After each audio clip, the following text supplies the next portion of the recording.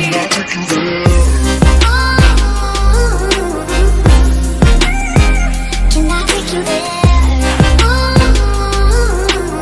siang Ibu, selamat siang teman-teman. Terima kasih atas waktu dan kesempatan yang telah diberikan kepada kelompok kami.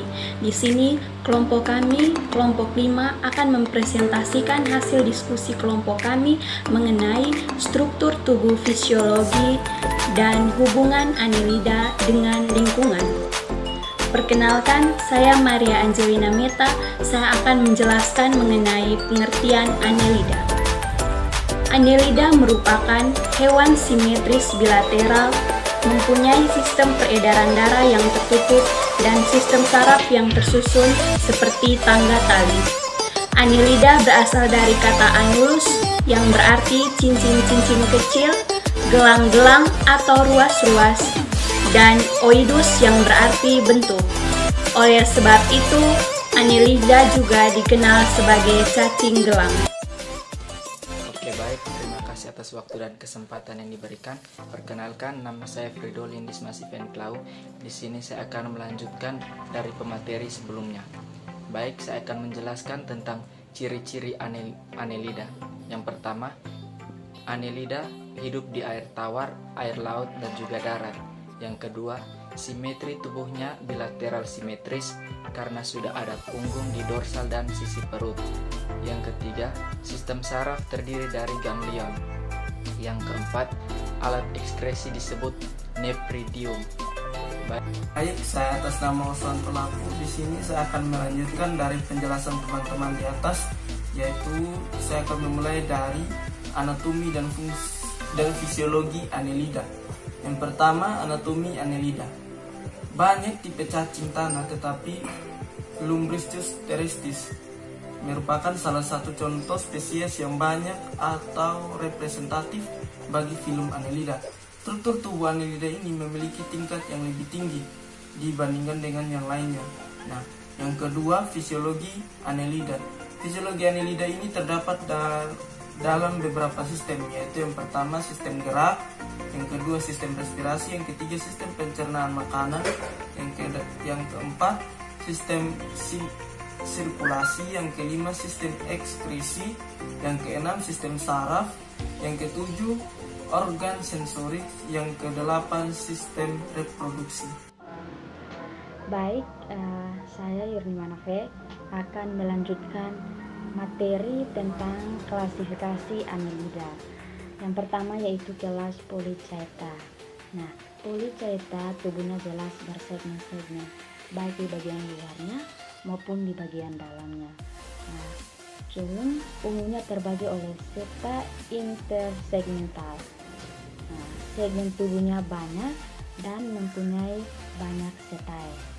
Pada umumnya mempunyai kepala yang dilengkapi sejumlah alat tambahan atau biasa disebut dengan ekstremitas. Nah, ekstremitas ini hampir bersifat gonochoristis dengan gonade memanjang di seluruh tubuh dan fertilisasi eksternal. Perkembangannya melalui stadium larva. Nah, larva ini disebut Trochopora. Ciri khas kelas Polychaeta memiliki banyak rambut pada permukaan tubuhnya. Setae terdapat pada parapodia di setiap segmen tubuh. Kelas Polychaeta ini juga merupakan atau memiliki tonjolan kaki yang disebut parapodia yang berfungsi sebagai alat gerak. Pada parapodia juga terdapat insang. Seluruh anggotanya hidup di bagian air laut, sehingga sering disebut kelabang laut. Nah, contohnya seperti cacing palolo dan juga cacing pawo. Nah, baik teman-teman, jadi struktur tubuh cacing wawo, palolo dan kelabang laut dapat teman-teman lihat pada materi atau PPT yang telah kami paparkan. Baik, saya Poni Permata. Di sini saya akan menjelaskan lebih lanjut mengenai klasifikasi Annelida bagian kelas Oligochaeta. Cacing Oligochaeta hanya memiliki sedikit seta. Cacing tersebut biasanya hidup di tanah yang lembab atau di air tawar. Tubuhnya tidak memiliki parapodia dan pergerakannya biasa dilakukan dengan kontraksi otot dan dibantu oleh seta. Contohnya cacing tanah. Tubuh cacing tanah tersusun oleh 100 sampai dengan 180 segmen. Bagian mulut terdapat pada ujung anterior segmen pertama dan anus pada segmen terakhir. Pada segmen ke-32 sampai dengan ke-37 terdapat penebalan kulit yang disebut dengan clitellum. Clitellum berfungsi untuk membentuk kokon yang merupakan kantong untuk meletakkan sel telur dan melangsungkan pembuahan. Tubuh cacing tanah memiliki testis dan juga ovarium. Perkenalkan, nama saya Gasper Borohi. Di sini saya akan menjelaskan tentang klasifikasi Annelida yang ketiga, yaitu kelas Hirudinea. Kelas Hirudinea beradaptasi sebagai hewan pengisap darah. Pada sekeliling mulut dan anusnya dilengkapi alat pengisap. Tubuhnya mengandung sel-sel kelenjar yang menghasilkan zat antikoagulan atau anti pembekuan darah bernama hirudin. Kelas Hirudinea tergolong hermafrodit. Meskipun begitu, hewan tersebut melangsungkan perkawinan secara silang dan pembuahannya terjadi di kokon. Anggota kelas Hirudinea antara lain lintah atau Hirodo sp dan pacet atau Hemadipsa sp. Lintah kebanyakan hidup di air tawar, sedangkan pacet di darat.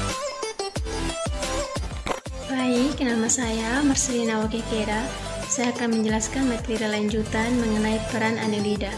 Annelida memiliki peran dalam kehidupan sehari-hari.